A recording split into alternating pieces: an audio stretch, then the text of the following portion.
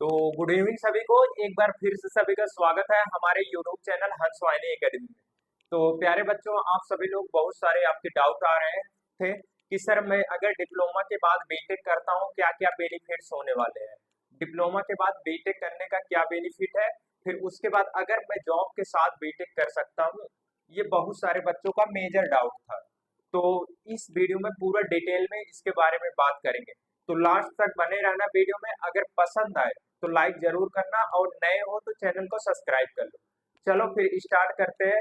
सबसे पहले देखते हैं हम लोग बीटेक करने के क्या क्या बेनिफिट है आफ्टर डिप्लोमा, और फिर इसके बाद आएंगे क्या डिप्लोमा के बाद जॉब के साथ बीटेक कर सकते हैं, इस पर भी बात करेंगे। तो सबसे पहले हम आते हैं benefit benefit BTech benefits BTech after diploma diploma यानी कि डिप्लोमा करने के बाद कितने बेनिफिट हैं। पहली चीज ग्रोथ ग्रोथ पर बात करेंगे हम लोग, ग्रोथ। फिर इसके बाद दूसरा बात करेंगे आप लोग का सैलरी पर भी बात करेंगे, सैलरी।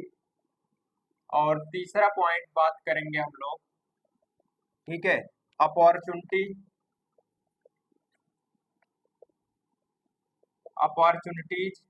फिर इसके बाद हम लोग बात करेंगे कि आपकी लाइफ स्टाइल लाइफ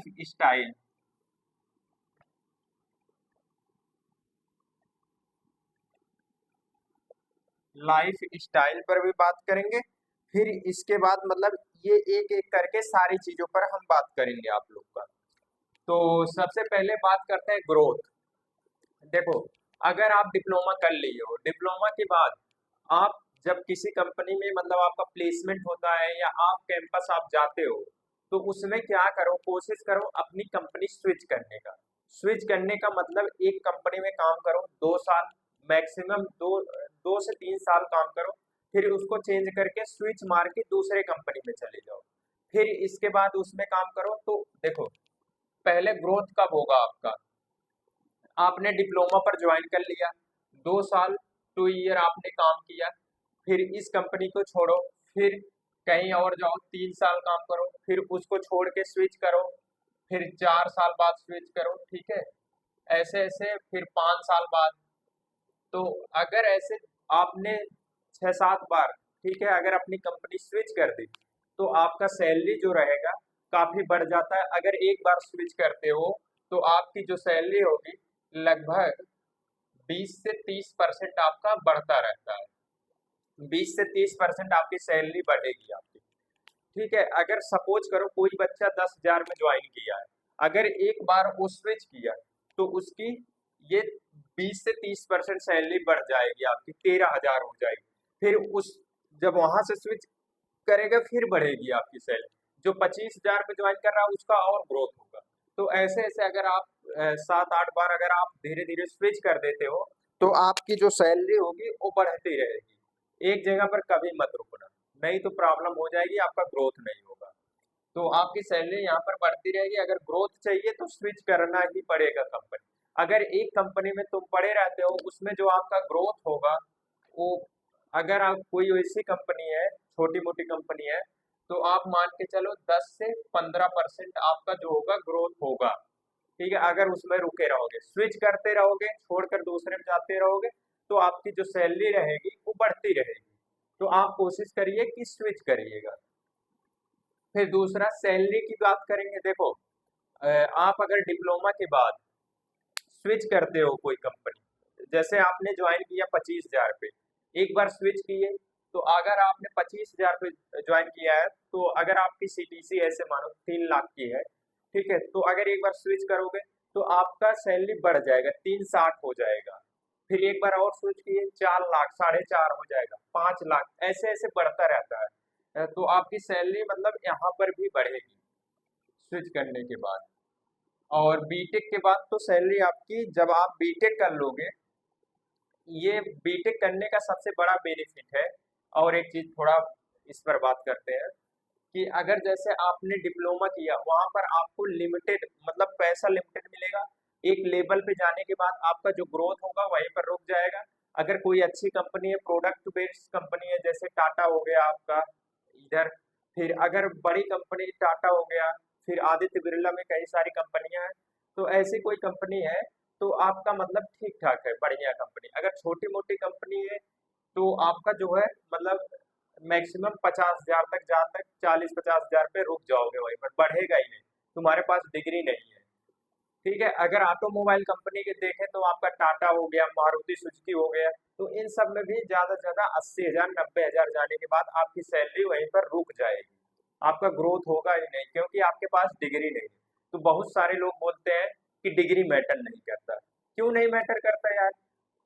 डिग्री बहुत स्किल मैटर करता है। ये झूठ बोलते हैं, जो भी बोलता है झूठ बोलता है, डिग्री मैटर करता है। और डिग्री, बहुत सारे बच्चे बोलेंगे अगर मेरे अंदर स्किल है तो मैं जॉब ले लूं, फॉर्म तक नहीं भर पाओगे। ठीक है, डिग्री नहीं है। जॉब लेने की बात, तुम अमेजोन फ्लिपकार्ट है, तुम अपना रिज्यूम डालो, डिग्री मत दिखाओ, स्किल दिखा दो, सब लेगा ही नहीं। 0.002% चांस है कि ले ले आपको। ठीक है, बहुत कम चांस है। अब बोलोगे सर मेरे यहाँ एक 10th फेल बच्चा है, वो लाखों रुपए कमाता है महीने का।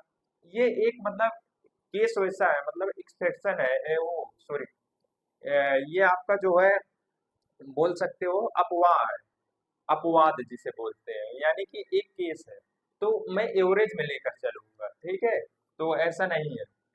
तो आपको डिग्री जरूर मैटर करता है आपका। फिर इसके बाद सैलरी की बात करोगे, सैलरी जो है आपका, सैलरी आपका ये बढ़ता रहेगा। ठीक है, स्विच करने के बाद आपका बीटेक करने के बाद सैलरी और बढ़ जाएगा। जहाँ डिप्लोमा 15,000 पे स्टार्ट करते हो, तो डिप्लोमा में कभी कभी रिटायरमेंट आ जाता है आपका बढ़ने में। बीटेक वाला जिस पर ज्वाइन करेगा उतने में डिप्लोमा रिटायरमेंट करता है, ये भी चीजें होती है। तो आप सैलरी ग्रोथ के लिए करिए जरूर। अपॉर्चुनिटी, अपॉर्चुनिटी बहुत सारी आपको मिलेंगी। जैसे डिप्लोमा आप करते हो, कुछ गवर्नमेंट जॉब के लिए एलिजिबल होते हैं, जैसे एसएससी जेई हो गया, आरआरबी जेई हो गया, कुछ फॉर्म भर सकते हो। अगर आप बीटेक करते हो, बीटेक के बाद आप जो होते हैं मैक्सिमम जॉब के लिए एलिजिबल हो जाते हो। SSC, railway, banking, UPSC, UP PCS, state PCS, जितने लगा तो मैक्सिमम एग्जाम के लिए आप एलिजिबल हो जाते हो अगर बीटेक करते हो। ठीक है, तो आपको बीटेक जरूर करना चाहिए। लाइफ स्टाइल, देखो लाइफ स्टाइल तो यहाँ पर बढ़िया रहेगी आपकी। तो अगर यहाँ पे मतलब आपके पास पैसा रहेगा, ठीक है, सारी चीजें रहेंगी, तो आप लाइफ अच्छा जियोगे। ठीक है, तो आप कोशिश करिए कि आप मतलब बीटेक जरूर करिए। डिप्लोमा लेवल पे एक जगह रहोगे, ग्रोथ रुक जाएगा। ठीक है, लेकिन बीटेक जरूर करो। उसके बाद भले भले थोड़ा मतलब आपको प्रॉब्लम हो सकती है, और बहुत सारे बच्चे बोलेंगे बीटेक सर जॉब के साथ करें। ठीक है, BTech, BTech with job, with job, ठीक है, इसको मैं मना करता हूँ। ठीक है, क्यों मना करता हूँ? ठीक है, बहुत सारा, जैसे यहाँ से करने से फायदा बहुत कम आपको मिलेगा, देखने को मिलेगा।